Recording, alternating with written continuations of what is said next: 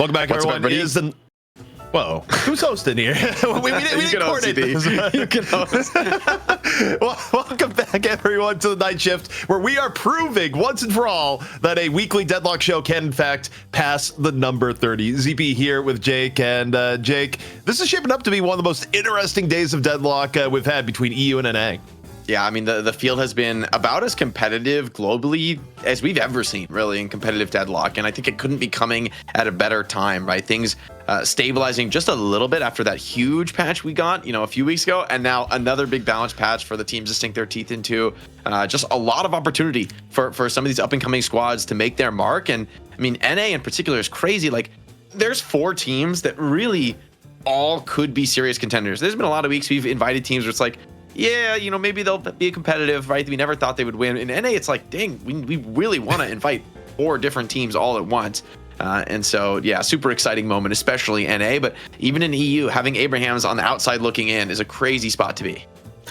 Well, to introduce people to our format, if by chance is the first time you are tuning in, here's how it works. We have a challenging match in each region, and the team that wins the challenger match gets to go on to the money match to play against the champion of last week. And I know we're going to be talking about EU a lot in just a moment, but to kind of give you an idea of the stakes for NA coming up here for Melee Creeps and FPS Lounge, Bird with Clock is 100% getting invited back next week. So not only is that a ridiculous test for Melee Creeps who want to get back in and get their title back, but if either Melee Creeps or FPS Lounge lose, they won't be in next week. So, Jake, it's probably one of the biggest pressure situations in a challenger match we've ever had.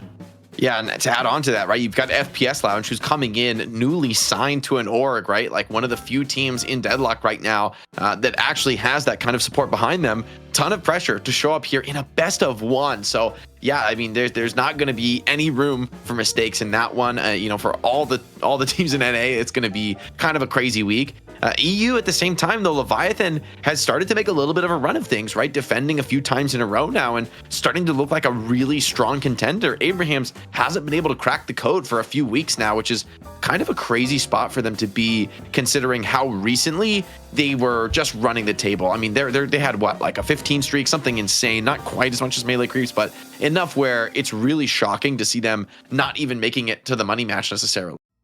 Also, thank God for Leviathan having a little bit of a streak, because we've introduced a bonus pay system. When we crafted it, it was when Abraham's Melee Creeps looked undefeatable for 15 plus weeks each. But this time around, the NA bonus pay pool is 0 because Floramen were able to take down Melee Creeps last week. EU bonus pay pool, though, up to $200 here, Jake, as Leviathan was able to go 2-0 last week, something people were not expecting coming in. But also, interestingly enough, though, it was not the cleanest of 2-0s. A lot of people think Lowkey W. I mean, people in chat were calling them high key throw because they looked really, really good until Leviathan was able to turn the tables in 2 consecutive games. Yeah, I will say, it's one thing to have a lead in Deadlock, though, and I think a lot of players, a lot of folks watching will think, oh, you have this 10, 20K solo lead, you should just win. You should just, control from there. But I think we've seen even from like the legacy of Abraham's dominance that's not always the case, right? Like these really top teams can make comebacks happen, and they are not easy to close out games on. So I think that's ultimately, for me, more of a testament to Leviathan's staying power, that they can stick in a tough game, find those routes back into it, and it's not going to be easy to close out on them just because you maybe have like that early game advantage. Well, we got to get into the rosters here, Jake. Let's kick things off with Lowkey W, the team that actually defeated Abrahams in the challenging match last week.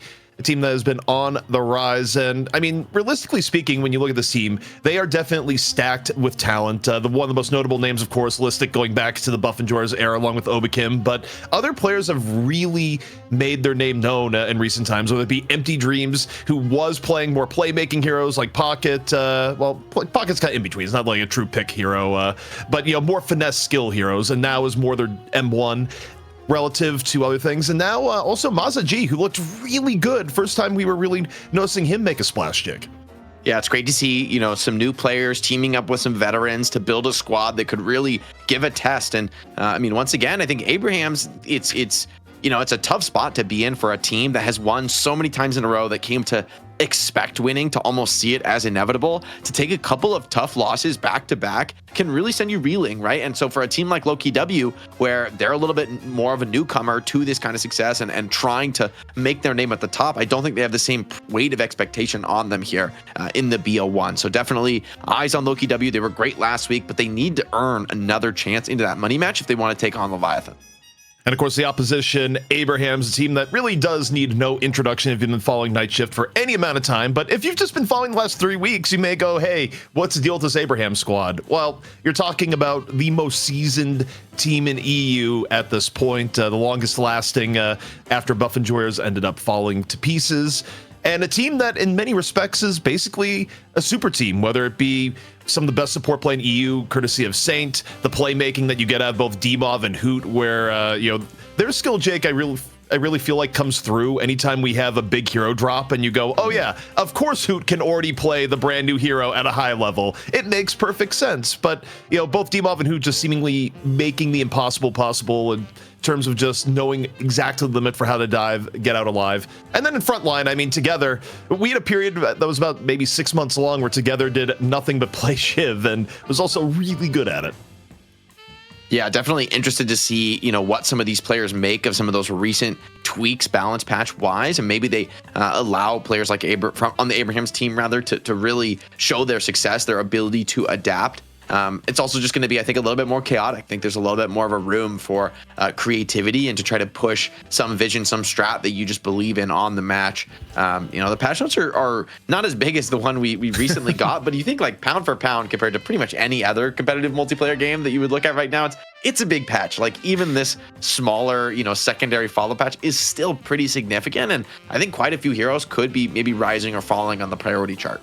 Yeah, I mean, not the least of which, of course, is Mirage, where Mirage became like, oh, I don't want to pick that guy into, what do you mean? We're talking about Wyoming in every single pub game you are in. Mirage, definitely, I think, the biggest story of the changes that came in, but also, Celeste higher up, Silver higher up. I mean, the word on the street, at least in NA, is that Silver is going to be first pick, first ban all night long. Mo got turned down a little bit, and truthfully, I'm not even sure that was needed. I think Mo was probably getting a little bit overvalued to begin with when you looked at the win rate for when people took Mo early in the draft, but all in all, I mean, it's an interesting bunch of changes, Jake, and to your point, for other games, Gigaton patch, for Deadlock, it's just Tuesday, or I think it was more like a Thursday, but, the old saying. Yeah, definitely interesting. I'm curious to see Shiv, with the extra stamina, that the stamina recovery being a little bit worse, but having a little bit more stamina, bloodletting, changing the impact on healing modifiers is pretty interesting. Like you already probably wanted to buy a lot of anti-heal versus Shiv, and now if that mitigates the bloodletting passive, I think that might be pretty significant nerf. I'm sort of TBD, but in these competitive games, I feel like we see a ton of anti-heal being bought, whether it's Toxic for Shiv or Healbane. I mean, these are like virtually every single game you're going to see at least 2 of those items, especially against a Shiv. So it could be a little bit scary. Maybe the Killing Blow could bring some of that back, though. Seems like maybe you have a little bit more power and flexibility in terms of how you use Killing Blow. Also, in terms of heroes, that'll probably be a little bit higher priority. I mean, Abrams was still getting picked a little bit last week, even after the nerfs, but he got some melee damage back, where realistically, at the end of it, Abrams actually been improved a little bit on the Spirit end, lost some of his shotgun damage, but got the melee damage back into place, where I feel like the general idea here was, okay, we don't love Abrams just walking at people, shotgunning them down. We do like Abrams punching them into oblivion, so that's where the changes ended up landing at. That 10% per boon increase, I'm like, does that actually give you a 10% melee damage increase per boon? Like you get like 300% when you're super leveled, or is that more of like he already had boon scaling and it's just 10% better now? So like I'm looking at this, I think Abrams, even after the big nerfs, still was good, still was getting picked, still was getting played. And so, yeah, like this is maybe Abrams is going to be another really popular hero. I mean, we've seen how much the competitive players really like his ability to, snatch targets, to be an aggressive frontliner. He just sort of adds a pretty unique level of tankiness on the roster. I think arguably is one of the tankiest heroes in the game, being sort of by default now. Yeah, and also, I mean, this is right underneath. I mean, Apollo getting some pretty decent buffs. I mean, Apollo was getting played a good amount in NA scrims this week, but you can't really underrate both a bullet damage increase because you look at it and go, oh, it's 1.5. Well, everything that you're building on Apollo is going to scale off of that, so it's more meaningful than it may look. Also, the extra stun, I mean, 0.4 seconds of a stun. Again, actually a pretty sizable buff. So do people max riposte though? Like I don't play Apollo, so I'm not sure about the skill build. I do think this is going to make him a better laner, where I thought he was already a pretty good laner, and you buff raw bullet damage, right? That's pretty significant on the lane typically, since you're benefiting from it right at the start of the game. So I think you're right. I mean, I think this Apollo was already getting played. Billy, more of a quality of life change really on the Rising Ram. I think a bunch of heroes with sort of a similar kind of a charge forward ability get this break off angle thing, which makes sense. I think it's like a cool quality of life change. Before you could look straight up, but you're just going to go forward unless you actually jump off the ground. So these are cool, but in the end I don't think Billy needed much help. Like I think he was already top tier in this patch. I think he's still going to be top tier after these changes, and maybe even more so if we see maybe a little bit less of the Mo. Well, we've done a little bit of stalling with the patch notes here, but I think we're about ready to go in the draft. But first, Jake, we got to look at a Mo 1v1 as is tradition. See exactly how the Moles laid down the fisticuffs, where, look, you're looking for every advantage. Abrahams definitely wants to win. Saint won the Mo 1v1 last week. See if you can repeat it here again against Drake. Oh, Saint just dominating through this one. Huge advantage on the Mo. I feel like this is going to be pretty tough for Rick to come back in on. He has to find the parry, so Saint just wisely waiting it off. Rake under so much pressure, working in these heavies, and Saint styles on him, man. Very, very dominant Mo 1v1 there. So for Abrahams, a little bit of control in this best of one, and I mean, you'll take every advantage you can get as Abrahams right now to be rock solid coming into this draft, because you can't. I mean, it's a best of one, right? There's no wiggle room for mistakes, and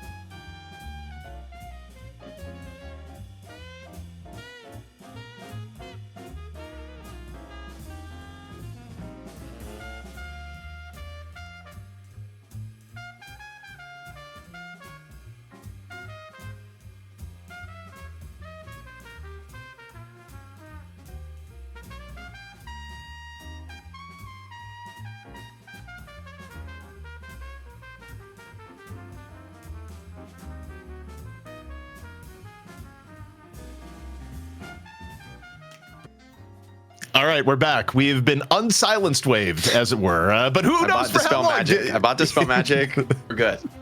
Yeah, the Discord's having one of those days. But you know what, Jake? We're going to try and work some magic here and get into the draft, see what Abrahams wanted to pick, whether it be first or second pick, and see what the meta is, because, of course, on the heels of a brand new balance patch and all the changes that happened, the draft priority is definitely going to be different today. Yeah, we'll just see, how the draft goes. Hopefully we have the stability, to execute all this stuff. Obviously some bigger Discord issues and such going on right now, but it seems like, from their status updates, that things are being resolved. So hopefully we can just roll right into this, and it can be soon forgotten. Abrahams with first pick and first ban. What are they going to go for here? What was I thinking? Well, they banned Pocket, and not a big of a surprise given the fact that Pocket's been going up in pick ban priority. I think people have just realized how big the change was to Affliction, the fact that it cuts off all healing, and team fight wise, Pocket has just been well correlated with win rates. But in exchange, Mirage gets first ban. But Jake, this means Silver is available. I thought Silver was for sure going to get hit in one of the first two bans. Yeah, Mirage certainly has skyrocketed back up the rankings. I've been seeing him in like every pub game. He feels super powerful. The global teleport on top of all these like damage reduction changes is huge. But Abrahams actually prios the Kelvin true first pick. So maybe a resurgence back to the top, right? It's been a while since we've seen Kelvin at that level of pick prio, but banning away the pocket, maybe you just think, hey, we can win every fight inside of a dome. You know, you can't, like, even Doorman's not getting played so much, although I would love to see Lowkey W maybe get a Doorman much later in the draft as a way to potentially respond here, but Silver's already going to feel pretty good, you know, fighting inside the dome. Well, yeah, also this completely locked in the Silver pick because not only is she worth the first pick on her own, but you definitely don't want to give up Silver Kelvin where the Dome plus Silver means you're just done. Geist, though, gets brought in on top of it. Not too big of a surprise given where things were last week and Geist's rising rules. But, Jake, as I look at it here for Abrahams, one of the two next picks almost certainly is going to be a Ven. I feel like when you're rounding out your draft and you need an M1, Celeste is going to be one of those two picks. Now, arguably, maybe you could skip the Ven, like, so, depending on how you're playing the Celeste, but I think Celeste Ven would still work out well here. I also wouldn't mind a Mina for the carry role here, because I think I like the matchup into Silver, which is the evasiveness that Mina can, you know, kind of kite away, but no, they're going to go Ven. I still think there's possibility for Mina later, but probably not, since I think in the EU, she's generally been played in like the hard carry slot, where NA I think has been a little bit more spreading the love in that regard and for the carry role. So you're right, you know, just really prioritizing the ability. Venator maybe in theory should be pretty strong inside of the dome, right? Like in terms of just, you know, you try to jump on the Venator and having a Kelvin behind him to protect him is going to make that a much more difficult proposition. The Apollo pick for Lowkey W, though, is going to give them the chase down to maybe give Kelvin a little bit of trouble as far as like trying to stay alive in the backline. Curious to see what they take away. And okay, I was going to point to frontliners and wonder, is it going to be Billy or Abrams? But it is going to be Billy.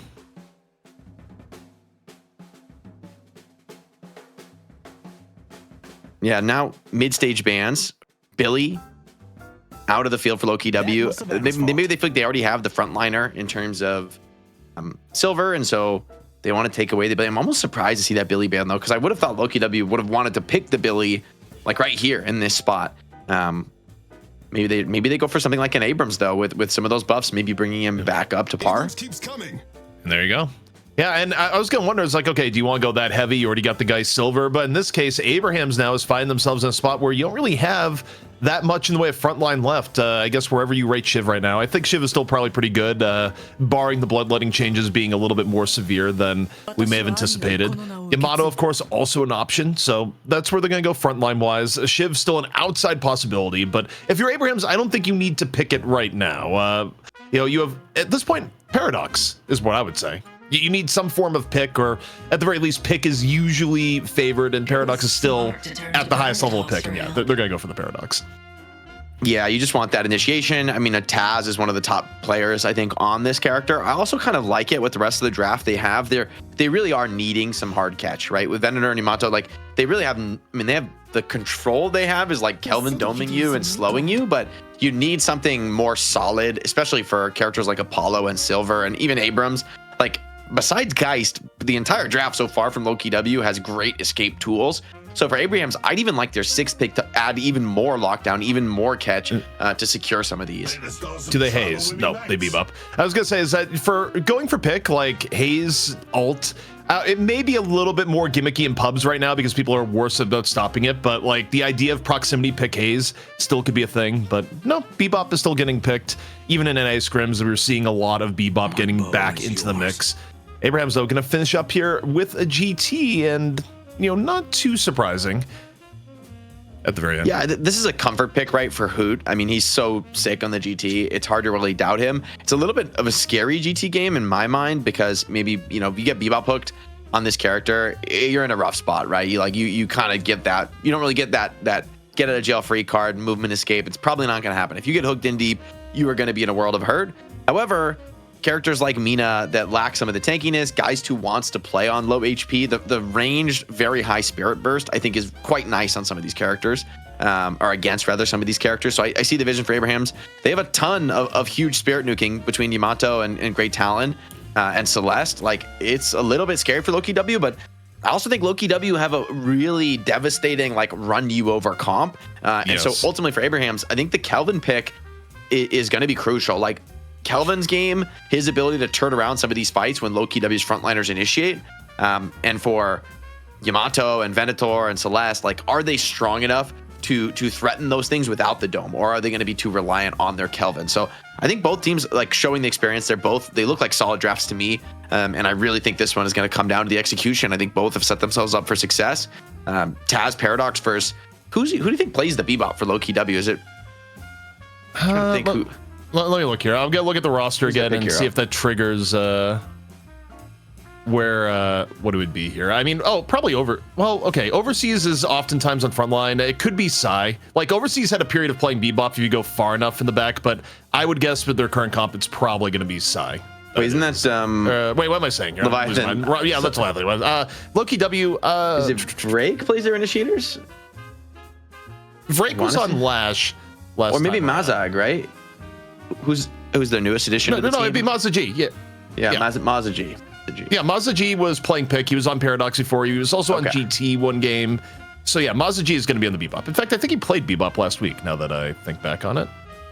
Or he played it in recent memory, in any case. He was Paradox last week. Sonya Sniper on the carry matchup here, I think, is going to be a big one to watch too. The Venator versus Geist. I mean, this has been the style of carry very much of this patch, is like the carries who can park themselves in like a relevant spot in the team fight and almost dare the enemy to like come try me, like come try to gank me. I'm sieging your tower, I'm pressuring your objective, I'm taking mid boss, and I'm just so tanky that when you go on me, my team is going to have ample time for, you know, response and counterplay. And I think Venator and Geist are really, I don't even know if there's a preferred pick among the two. I mean, I guess for Lowkey W, it is the Geist, since they chose it first. But I think both have a lot of merit in that style, and the teams, I think, especially in EU, the drafts are not nearly as greedy as NA, where in NA I think we see a lot more like these secondary carries, like playing a little bit more for that style. And I mean, for both these teams, yeah, there's a lot of heroes that can scale, but in the end, there's really only one M1 carry at either side. Maybe the Mina for Lowkey W, though, as I say that, is sort of the NA look, where they've had the Mina as a little bit more of a secondary, or not even a backup carry, right? Just playing a faster tempo spirit style and not quite getting the same soul count as we've seen from players like OCs on the Mina, getting the full free farm. Well, actually, it's funny you mention OCs, because on the topic of Leviathan, I actually think, regardless of who wins here in the challenging match, I think both of the teams will likely make it a priority to not let OCs play Mina. There's a lot of talk on the EU side of things of just, okay, maybe we just don't let this guy play this hero, because a lot of people think that OCs on Mina, like, not that OCs is terrible on other characters, but OCs is like so disproportionately good on the Mina that it is worthwhile to deny it by any means possible. Also, going back to a point you made about team comp here, it's not even low key on the W. Like, you can remove the low key and their team name is just W with the frontline disparity. Like, their entire thing is they can actually just walk at Abrahams, and Abrahams is the team here that has to play this a little bit more finesse style until they get a lead. I think if Abrahams is able to get a 20k lead, then you actually can just kind of run at people with Kelvin, Celeste. Like, Celeste is weird, where if you get a lead on Celeste, you can actually be ridiculously greedy in how you dive into people, even barring the fact that, okay, you give Abrams like a little bit of space, but you can get out of danger, and you can also push a limit pretty damn hard on Celeste. I could see like Celeste, like the AoE spirit damage that Celeste provides, right, feeling good against this like kind of heavy brawly tank setup that might be kind of grouped up. However, I also think this is kind of a scary Celeste game in that it was picked so early. You get, I think Silver's Bola in the human form is one of the best tools against Celeste. Like, preventing her from jumping is massive. She just can't really get her movement started. And then you have Bebop Hook and Abrams. And so I actually think this is going to be kind of a scary Celeste game. Like, I think Celeste is going to get all the aggro thrown at her. She's going to be the one who has to kind of get in and throw some damage down. And I feel like the lockdown and the nuking ability to just kill her off is going to be really punishing, actually. So I'm kind of skeptical of the Celeste in this particular game for Abrahams. Like, we've seen in EU, some of these Celeste players get super, super active early, and maybe there's something to that, like, like even pre getting all the skills online, but there's going to be a spot in the mid game where you just don't have the tankiness to survive a Bebop Hook into like some follow-up stuns. And I think that's gives, for me, a Lowkey W a kind of a big advantage in terms of their ability to take these like fast, high tempo fights without waiting for ultimates. Also, because right now we are just stuck here waiting for Discord to fix itself. Abrahams is unable to have voice communications right now, so we're giving them a little bit of time. One thing I realized that I don't think we went and looked at here, I think we skipped directly from bracket into bonus pay. Yeah, while we're taking a little bit of time here, we can go back and thank our patrons, Jake, which is actually very important. Then it was my bad from the chaos of the Discord show to not talk about this here, but all the love in the world to the patrons for making this possible. Support is very much appreciated. And yeah, I mean, the wall just grows every day. I think we've talked about Jake here. We're going to have 2 slides soon.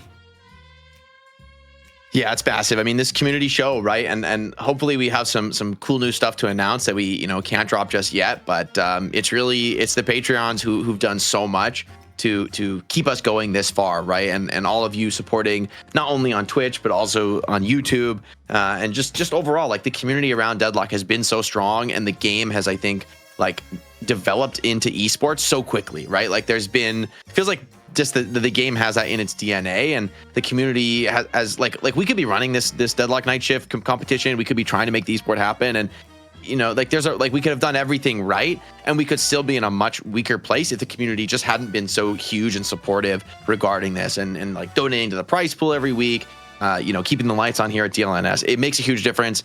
YouTube chat, I see you. You're good people.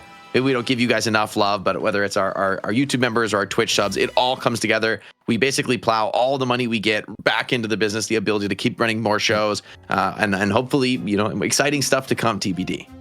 Also, Graveyard Shift planned for tonight with Pure Content, although that was before the delays, so we'll see if that's still going to be available for Pure Content, because he was on a little bit of a tight schedule.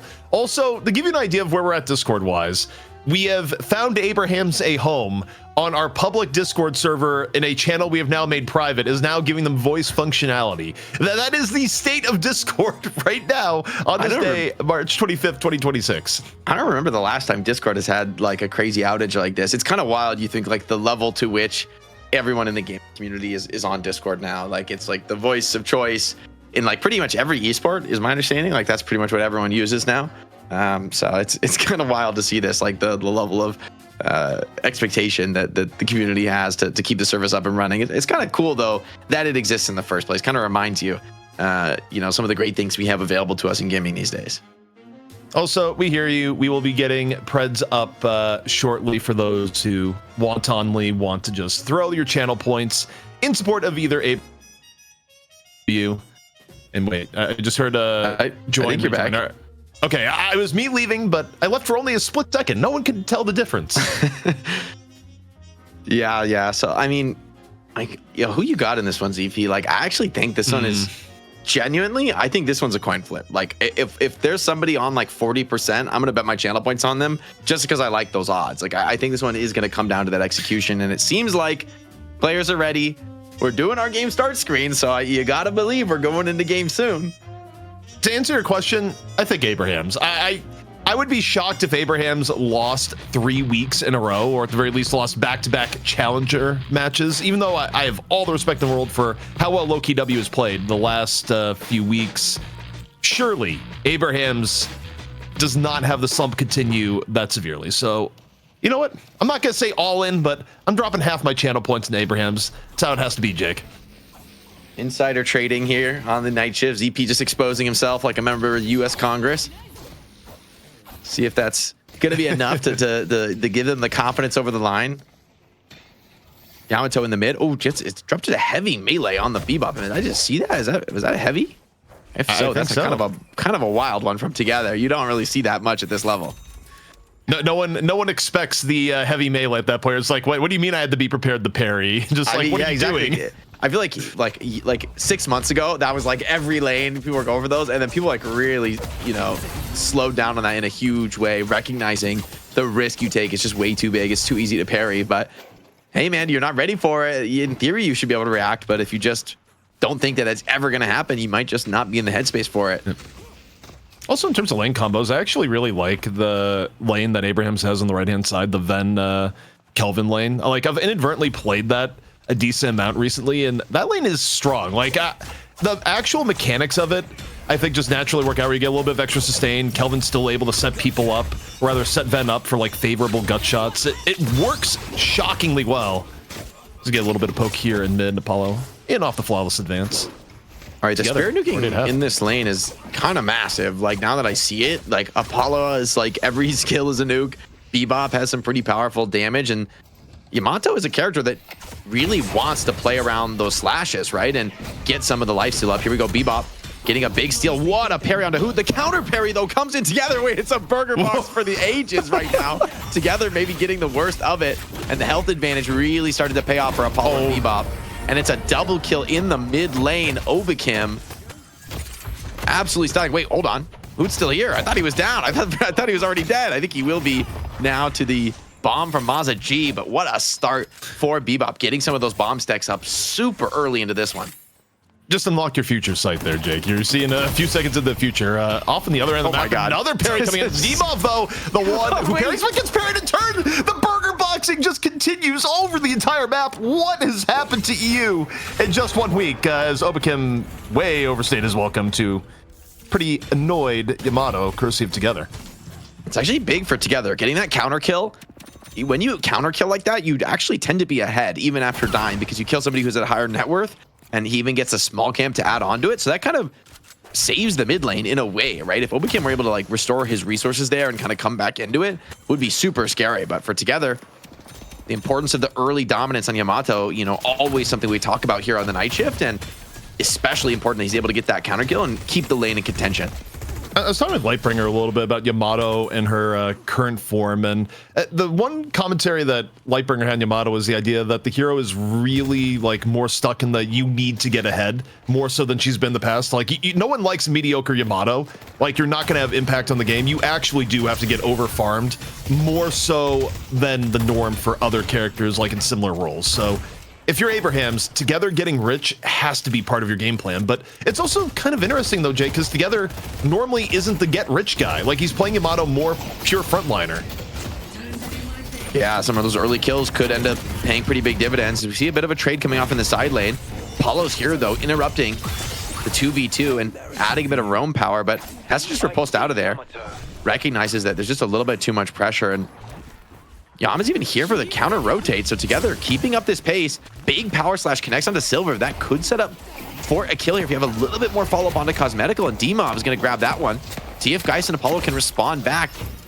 Now, D-Mob does go down, but it is continuing to be a bloodbath. Another power slash available. Parry the tower. Break's going to be dead.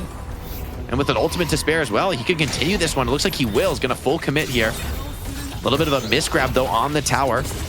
And the massive counter damage is huge from Apollo, enough to even get through the Shadow Transform and get him out of trouble. So this one is just an absolute bloodbath compared to some of these NA games.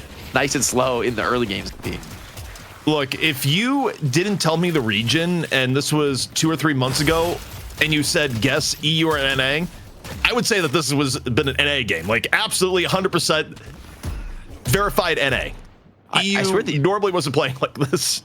I swear the NA games these days are so slow in the early game. Like people are very, very conservative. And now EU has become the region of just unfiltered brawling in this early tempo in the game. A life buff on Mina is going to be a pretty big pickup for Empty Dreams. He's going to be very happy to take some of these trades, right? Like, oh, but the bird catching him just off the Sanguine. And here's Yamato as well. And again, Together is just tempoing into every fight. Doesn't even have ultimate. Still roaming into this one. And those kind of kills you find on Yam allow you to stay ahead of the game. 5,000 souls here for Together. Also, the world's shortest lived vitality buff at that point, just gone. But offensive mill we go. Taking a look at Obakim as Maza G able to find Hoot towards the end. More aggression in from the Apollo. And Together still going in. Absolutely no fear, but may need some fear against this Apollo. Goes for the parry, doesn't get it. Rapasto gonna connect Together. Sliced up underneath in mid. Yeah, the laser from Maza G just too threatening. Nice dome from Kelvin. Another death back-to-back onto Empty Dreams. That's a big find here for Sonya on the Vener, assisted by the Kelvin, and they might be looking for more. Abrams just trying to run out of this one. He's trying to hold on to that ultimate, wants to save it for a future fight. We'll get out of it this time. But that heavy melee upgraded, the melee charge rather, on Venator is going to make that heavy hit insanely hard when he's able to get a wall stun. Owl out from Hoot. Off, over, and its target is going directly back into the fountain. So there's Surely not too much of a point here. It just, well, actually, that came shockingly close to killing. Like, that was far closer than I would have expected at that point. If he didn't get back to the over throne, and in, he would have. Power shot over the top. Looking for Obikim, who right now hasn't really taken much away damage, and the chase down underneath is happening. Shadow Transformation forced out by Together. Still the target of focus. Shadow Transformation, though, makes it pretty durable, gives Together the exit he needs. Yeah, Hoot finding a bit of nice damage there. Does kind of slow down the attackers from chasing any deeper.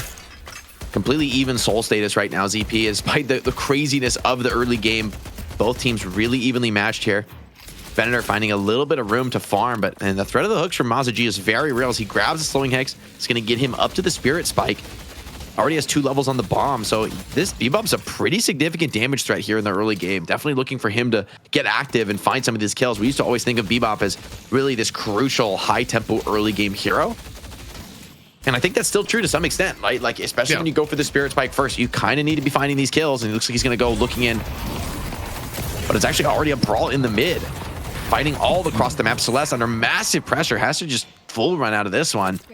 Takes 3 players in the mid just to stabilize here for Abraham. Another owl coming up from Hoot. We'll see where the owl's going right now. Heading off to the right-hand side. Mina is at half. Maza-G at half goes in and takes down Empty Dreams. Owl successful as Together making the roam up and over. Maza-G gonna be the target here. Bebop all sorts of low, and it's gonna be another one here for Together. Yeah, this very early game build for Yamato. A really interesting one, right? Like he's got the backstabber, or what's it called in here? It's not backstabber anymore, right? No, it's stalker. Stalker, yes. It changes name like every 3 months, so understandable. Frozen Shelter. Yeah, Dome. It gets the Yamato away though, so I think a bit of anti-synergy for Saint. Nice moves from him, just full running out of this one, but just has to try to escape now. Cheeky movement with the wall jumps, though. I mean, Apollo is just running him down, but I don't think he just has the damage for this. And yeah, with that ice path, Kelvin. Wait, hold on. The Mina's here to assist on the burst, and actually, despite my expectations, Apollo does find that kill. For a second, I thought another owl went out. I thought I heard the sound, but I'm just, it's just a game of GT where take notes. If you're playing GT in your pubs, let the owl loose just about every cooldown.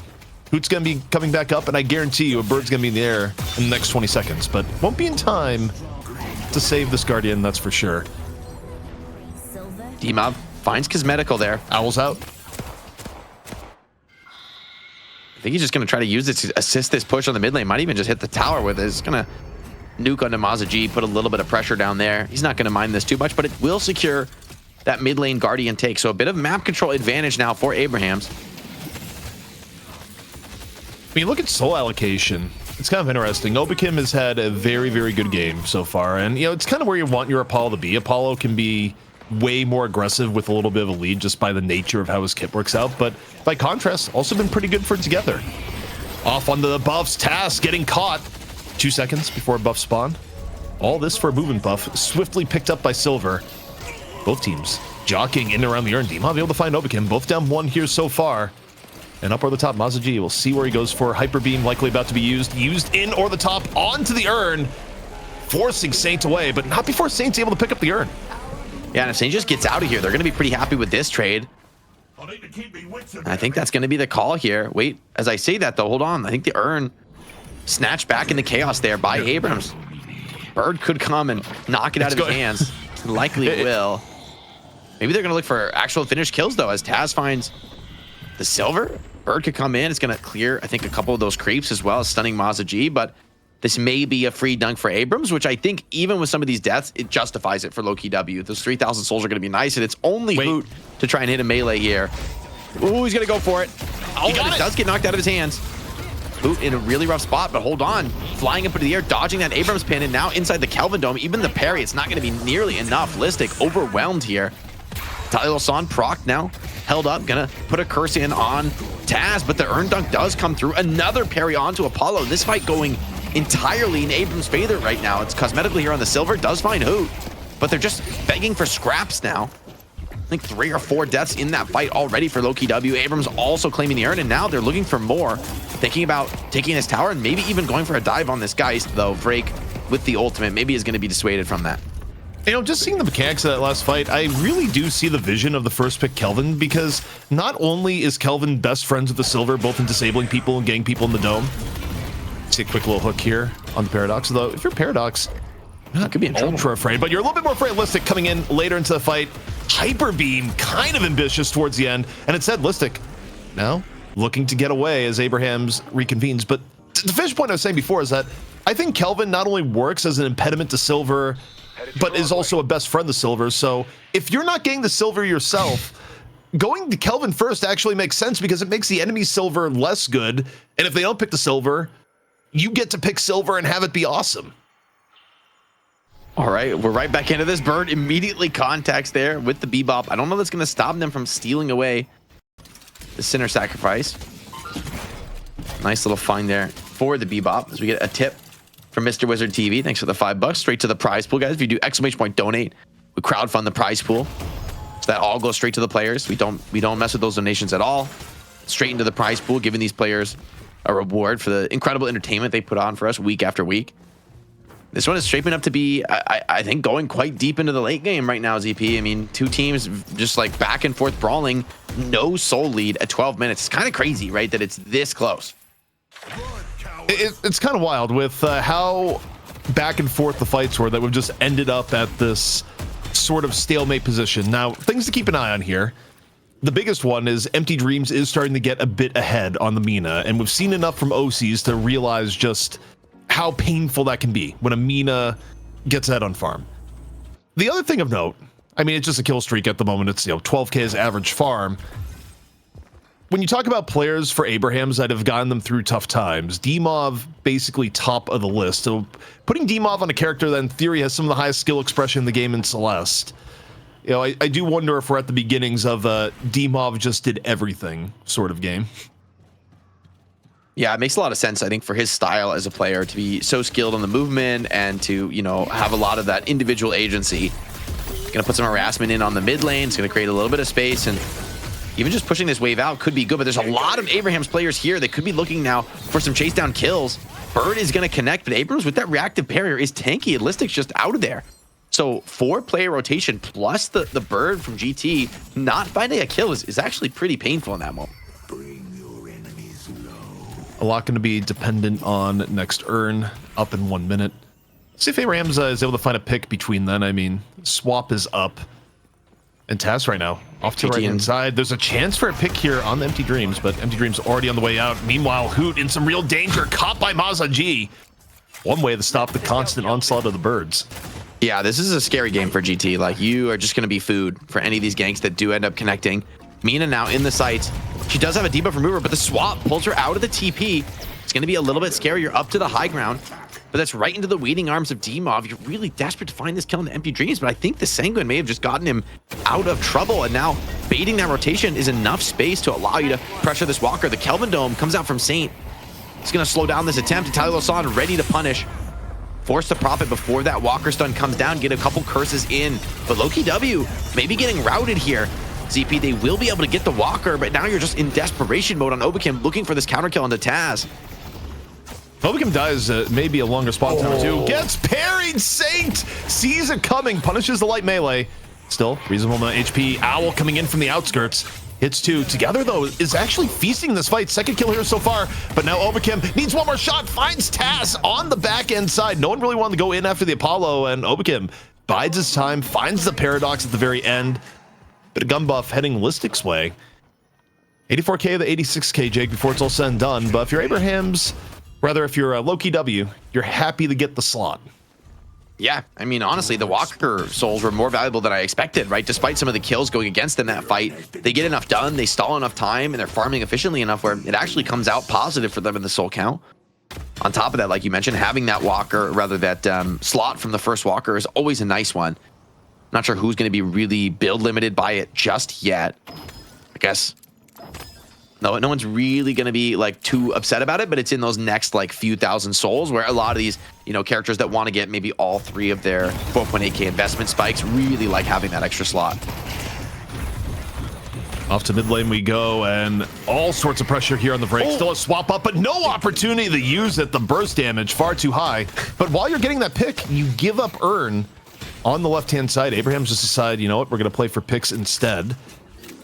And while Midwalker is down at half... No, you saw that Saint's Ice Path just stuffed Hoot's Bird, completely stifled in its tracks. I mean, you do find that kill, but honestly, that's one of those kills, ZP, I'm not convinced is worth it. Like, Lowkey W are split farming across the rest of the map. You find a kill on Break, which should be really high value, but this is not some like mega overfarm guy. So as they say that, a catch on the Bebop, adding insult to injury here in the mid lane. Taz proving the value of the Paradox. A lot of damage in this build, just the slowing hex really for that utility and catch. Ooh. And it could turn in now to a mid Walker take if you end up going in deeper for this one. Break does still have the swap, though you got to be a little bit careful. Trying to take down this Geist could end up being a bit scary. The silence wave comes through. Together, full push on the mid Walker. A leash, yeah, he has to just die for the Walker at this point, but it's an expensive death, losing one of your key frontliners in this Yamato. And wait, Shirley? Shirley? No.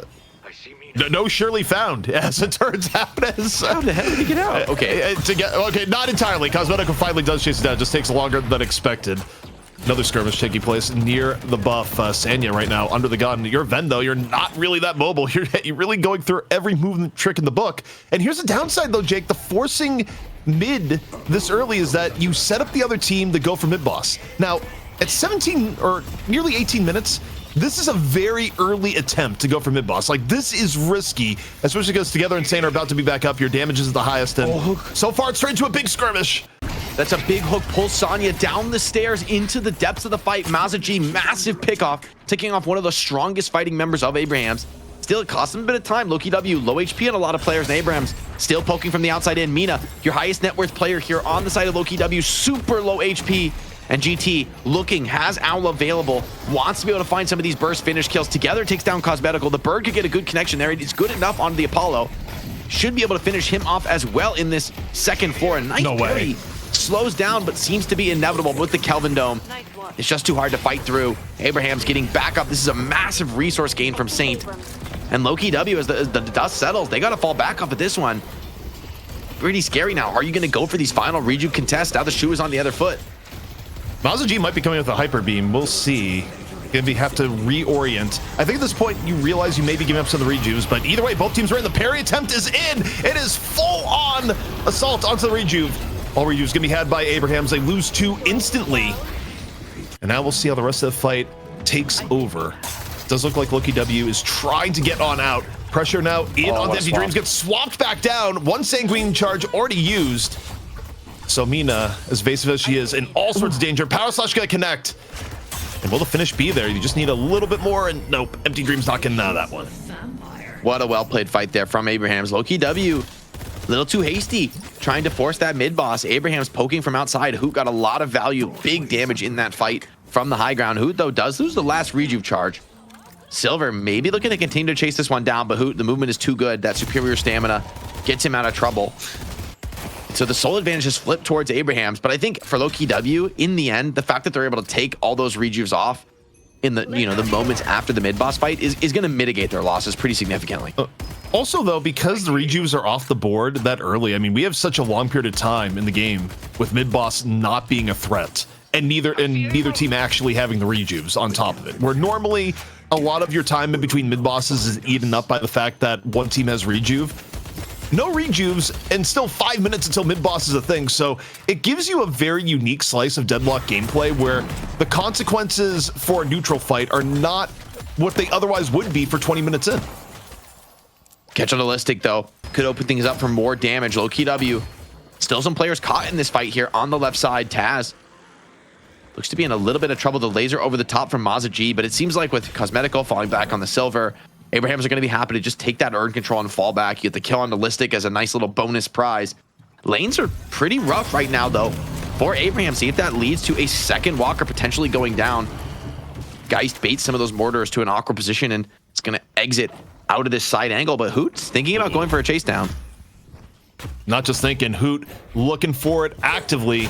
Hoot's actually been pumping damage this game, and oh my word, the power shot's coming on in. Last one doesn't hit, but Guy's still eating the half HP tax. Uh-oh. Does have the soul exchange available, but okay. A little bit of pressure from Mina. Meanwhile, Together is able to get onto Cosmetical as Abraham's really trying to push the advantage here. Now Sanya gets saved here by the Dome.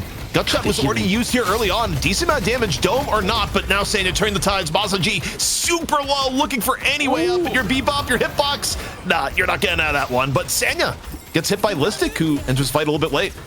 I took every ult, though, for Lowkey W. Only 4 players alive, and with Abraham's now here in force, are you really going to stick around in this one? Listic says yes. He says he's still got the belief in this fight. Break, that movement buff, putting in overtime work here. Taz on slivers of HP, the nice pin on Diam. Kind of denies the chase. A parry from Listic, styling on the frontline brawl, but the better parry responsibly. Big hit though from that power slash, gets cleaned up by the Yamato, and the healing coming through into this Yam in the front line is pretty huge. Now, with Empty Dreams back here at full force, maybe this trade of resources actually favors Lowkey W. Everyone else is tanking all this damage, tanking some deaths, but Empty Dreams just here to clean house on the Mina. Takes a big power shot to the face from GT, and that's going to be enough to stop him from going further. But yeah, it's the early Boundless on Mina. Very aggressive, high damage build. Not what we typically see on this hero. Most people go for the E-shift. They go for a more passive choice, but Empty Dreams maybe recognizing the team needs that carry, and they need it now.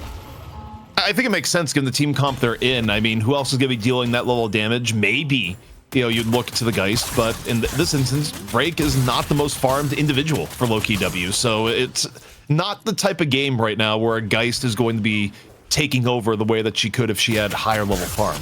But the interesting thing here, Jake, is that I think the reason why you can get some of the fights like we just saw there is just because of the nature of what happened at mid-boss earlier. I mean, when there's no urn for another 2.5 minutes when it took place, and there's still no mid-boss for a long period of time, you're not as afraid to get into some of those fights, because the worst case scenario if you lose is not as bad as it is when you're up against a key objective.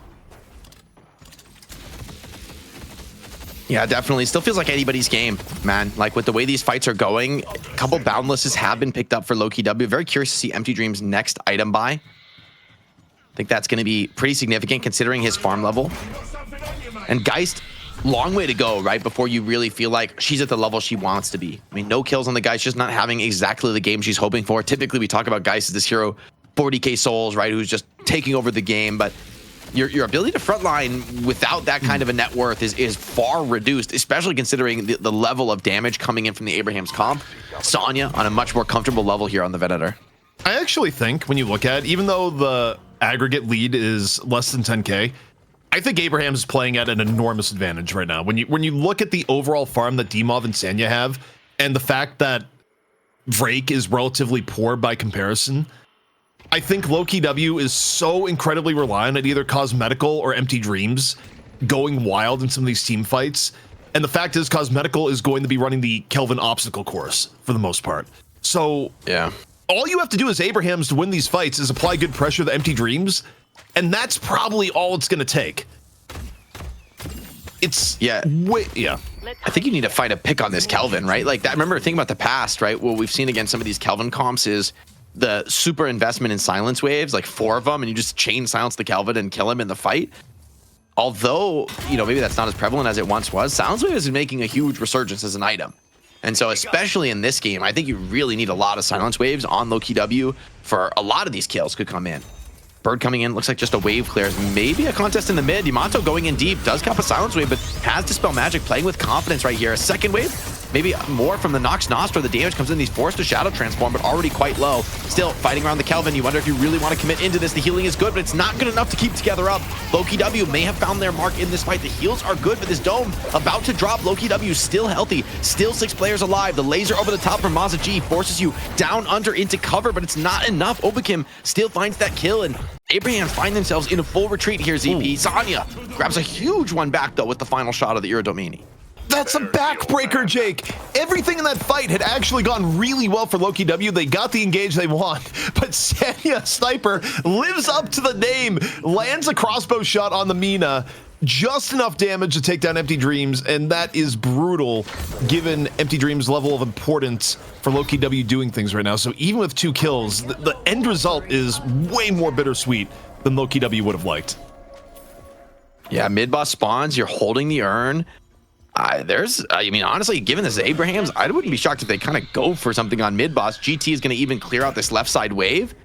That's going to provide yet more map pressure. All 3 waves crashing on Lowkey W, their strongest hero off the map right now. But Abraham's not pulling the trigger, maybe recognizing without the Celeste, it's a bit of a risky go. Maybe both teams just willing to let the dust settle and run it back another time. I think for Abrahams, you got off a little bit light there. Just, again, Thanking God that Sanya Sniper lands that one shot, because he was diving into the shaft there too, Jake, at the very end. So if he misses that shot, Empty Dreams lives. It probably leads to mid-boss for Lowkey W. Yeah. I mean, that one hit of Iradomini actually could have been the game, as wild as that is to say. I think you're absolutely right on that one. I mean, the priority there is super significant. GT also getting some pretty significant scaling here. A lot of damage has been purchased. Tends to be the build for GT. A little bit more gun investment than we sometimes see, but a dunk being considered here, even past the wave. Zip's not the best for this. Are you really going to send it break? Thinking about it, and Taz comes in, strips the urn out of his hands, gets a bit of a damage down onto this Geist. We could be into a big team fight. Looks like here we go. The charge though from Listic, it's massive. Forces out the shout transmission immediately. Tough opening here for Abrahams as Together ends up falling. Far too much damage in. Another charge in from Listic. This time looking for Demoff. Seismic Slam into the air. Can you catch Celeste? Grab Celeste. Demoff unable to get away as Listic leads the charge. Finally goes down. But Jake, the damage might have been done. Yeah, he went deep for that one. Sonya is low. Cosmetical into this wolf form right on top of Sonya Sniper. The biggest damage though for Abrahams is out of the fight. Hoot's going to be running low on those power shots. Lowkey W very low on a lot of players. Maybe they learned some of their lessons, wanted to just back on and reset the rake. Just a little bit out of range. The heals from Kelvin keeping Taz alive, but it's not enough. Empty Dream's still able to find that finish, and now a much better closeout fight for Lowkey W. They might be low on a couple players, but mid-boss absolutely a reasonable thing to consider here, especially because Hoot, limited by the cooldowns on this GT. I mean, how much can he really do to threaten these players on mid-boss? Not much at this point. I mean, you're drained on resources, and you know, while mid-boss isn't going down as quick as Lowkey W would like here, I don't think Abrahams really has much they can do. And yeah, I mean, even the odds of like, okay, throw your body in the drain of rejuve, probably don't want to do that in this situation. Like, the better play is to eat the 3 rejuves and go from there. The parry attempt. Wait, they go for it. They go for the parry attempt. Do they get one? It's parries, oh my God, over parries, over parries. What in the world? There's no way Abrahams did that situation. What? Off the parries, 4 for Lowkey W go down. We stand corrected. Jake, I can't believe what you just saw.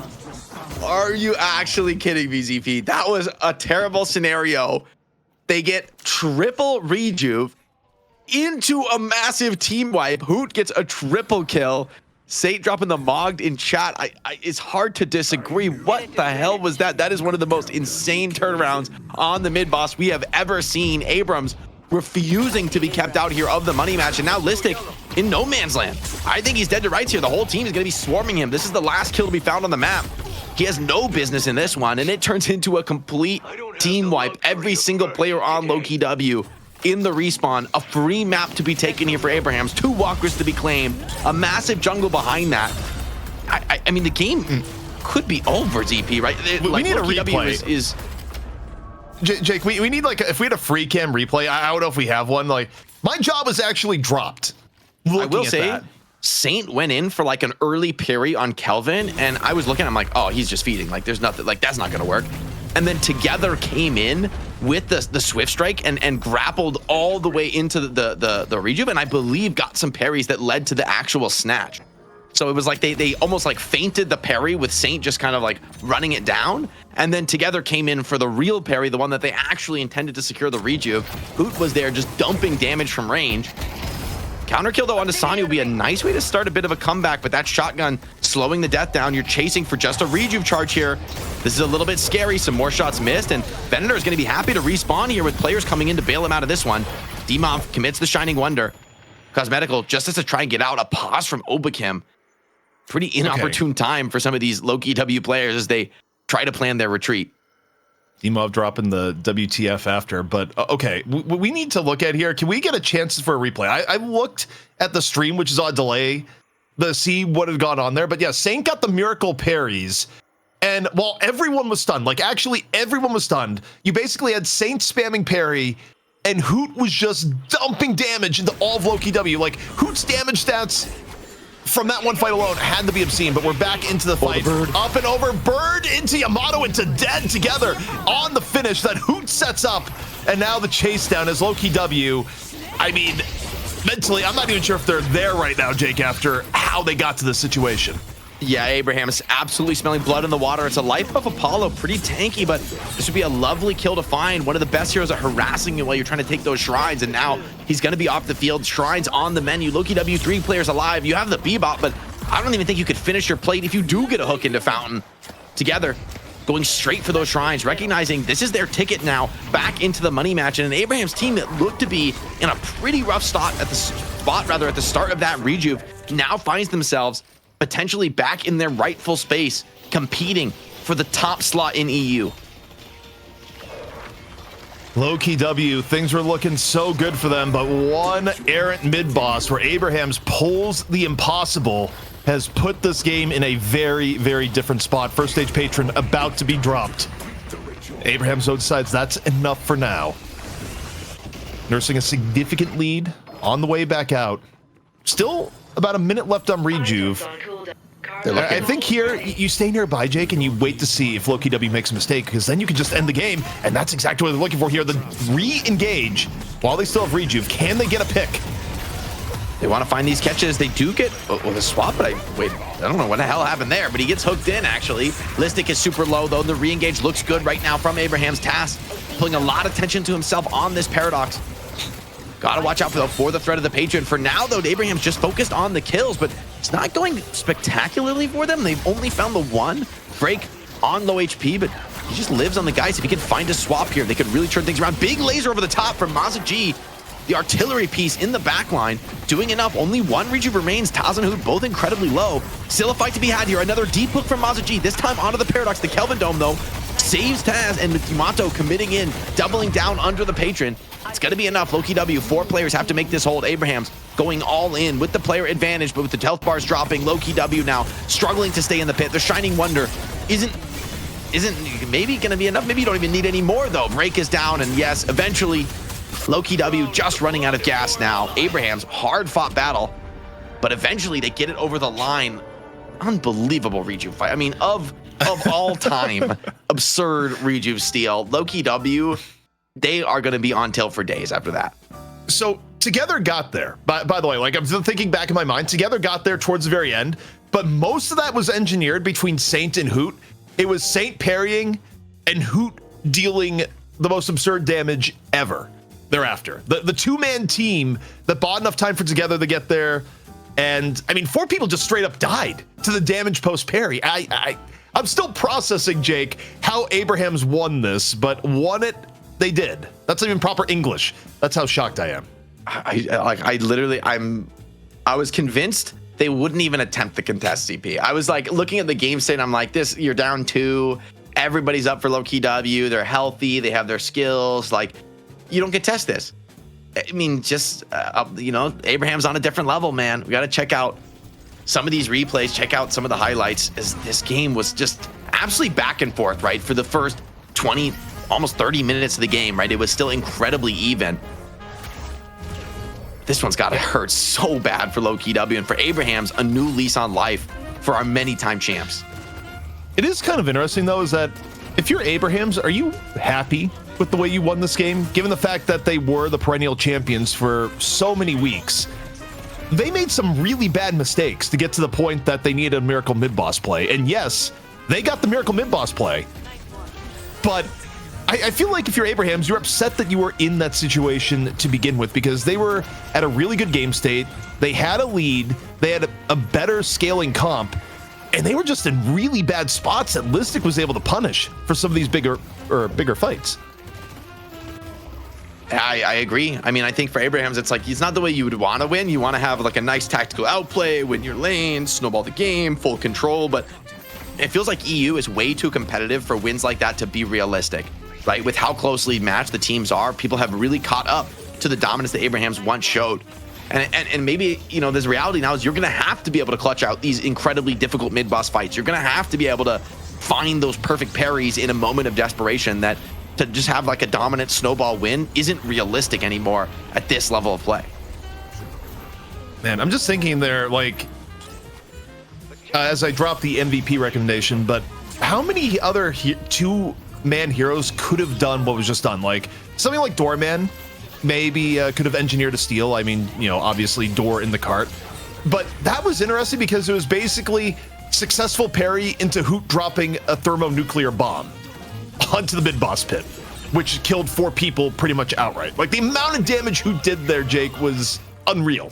I mean, you all stack up, right, trying to get these parries, and you just end up in a spot where every single power shot is just hitting like 3 players, and you're just blown off the field. I mean, it's one of those spots where Lowkey W, it's almost the hubris. You think we're so strong, we're so ahead. They probably thought the same way. Maybe they won't even contest, and if they do, we'll just kill them for really playing the fight as intelligently as you're supposed to be. You're not really considering the threats that Abrahams do have to bring to bear. And you know, props to Abrahams, an insane read to even attempt it, incredibly well executed to make it work. And honestly, for Lowkey W, there are probably some mistakes made in there. It's fair to say, to allow a triple rejuve steal and a team wipe from a +2 player position. Yeah, I mean, how that went down was absurd. I mean, that's one of those things where I want to get into the replay ID and look at that from multiple different angles of how that went down, because that, I mean, that's still blowing my mind. I'm thinking back to it. That may have been the most unlikely rejuve steal we've ever seen. Yeah, truly. I mean, the team play to go for it and to follow up and believe on the call. It's like reminds you of why Abrahams have been at this spot for so long, right? Like, they've shown us so many dominant games where they snowball and they crush a win, and you're like, yeah, like, of course they're always going to win this game. But they've also been that team that in the past, at least, has been down souls and is able to make comebacks. Like, there have been teams that have pushed them and they've been able to win some of the harder games too. And maybe as in recent days, it's been Leviathan able to come out on top in those matches. And like you said, maybe you would have rather had a little bit more of a dominant showing in this challenger match. But in the end, you're back in the money match. All this forgiven. It's time to reclaim the throne now for Abrahams. We can take a look at some of the stats. Hoot dropping a 60 bomb very nearly on that damage on GT. That is disgusting. Yeah, and I think like at least 20,000 of that maybe came from that one rejuve fight. I mean, that... Dude, Saint has 60k healing. That's almost more impressive. What the hell?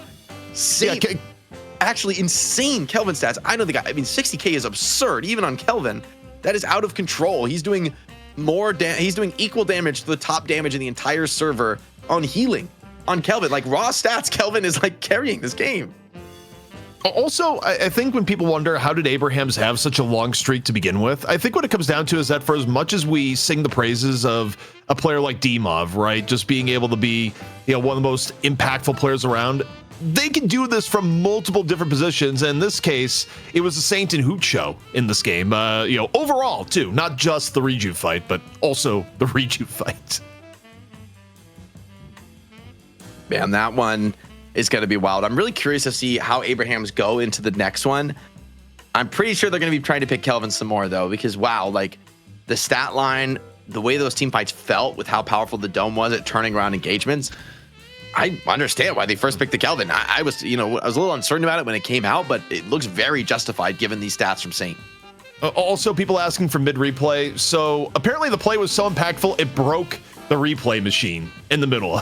Like, of all times that would happen, it was such a monumental play that we can't get a replay just yet. But we'll maybe figure out another way before the show is said and done. But Jake, we got to crown our MVP, and honestly, you can give it to either Hoot or Saints, but this time around, we're giving it to Hoot, who dropped multiple nukes, including the big one in Rejuve, set up by Saint. I mean, I voted for Hoot too. I honestly, now, after seeing these stats, I'm like, man, maybe I should have voted for the Kelvin, but I agree. Always a team effort, and it certainly was needed today. With Lowkey W putting up a very solid performance, took everything from Abrahams, right? This is not the dominant win that we've come to expect from them over these last few months. This one was a real brawl, but Hoot's ability to kind of be everywhere on the map with these owls, you know, some of these clutch plays going like way outside of what the character is typically expected to do in terms of being able to snatch some of these urns away and find some of those crucial brawls in the moment. Were key to the success. I don't think Abrahams would have found this game at all. Maybe they wouldn't even have the chance to without the performance that Hoot was putting on today. Yeah, also, I think what's interesting is a lot of the logic behind do you contest mid-boss or not. Overall, also that ice path just owning Hoot just does not get old. But you stop and think about the logic. Normally people go, okay, you have only 2 people going for mid-boss, it's a death sentence. The reward is usually not worth the risk. In this instance, taking the risk had the reward of just basically outright winning the game thereafter. But I do wonder when you're looking at the Here it replays is. here for Lowkey W. Oh, wait, here we go. Parry from together, parry again from together. Together parries like 6 times until everyone is stunned. And then the nuke just hits, dude. Instant on fire 4 streak. I think he's got all of those kills right there. I need another replay. Like, I want to go. Can we just run that again? Can we just Yes. literally run that again? Because what the hell just happened? We need to see the opening, the end, because like Sane had to get in there first. Look at this. Look at the parry. So Look at the parry from Warpstone? Kelvin. He goes for the early parry, makes space so Together can make it there desperately, and they aren't expecting the follow-up parries to come in. Hoot also comes in to help secure as well in the end. Okay, one more time, and this time look at the HP bars, like before the drop Just watch and the after Hoot the damage. drop. Yeah, I need to see Okay. the Hoot bit. Like, I want to That's look true. at the Lowkey W health bars going into this, because I'm pretty sure most of them were full. Yeah, he So- must have done he must be doing like 20k damage in like a second. You know, Yeah. with Okay. oh, let's see the flyover. Look, there's 2 players alive, ZP. There's 2 Abrahams players alive.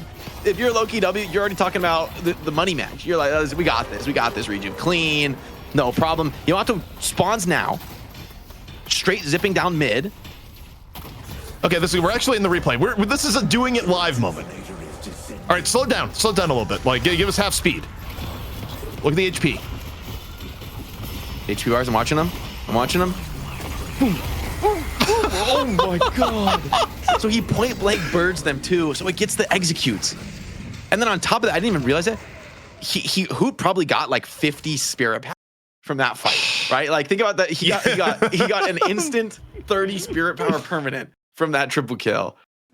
Dude, what an obscene. That's like one of the best moments we ever had on the night shift, I think, in terms of unbelievable comeback. And to do it from Abraham's, incredible. Yeah, the fact that we've been doing this now for over a year and a half, Jake, in terms of weekly shows, this is our 61st weekly show, not counting other things we've done like watch parties or Trolley or anything like that. I mean, that fight that it's left us with this reaction just really shows just where it's at. But Jake, we do have to go to a break. Any final thoughts before we get ready for the money match?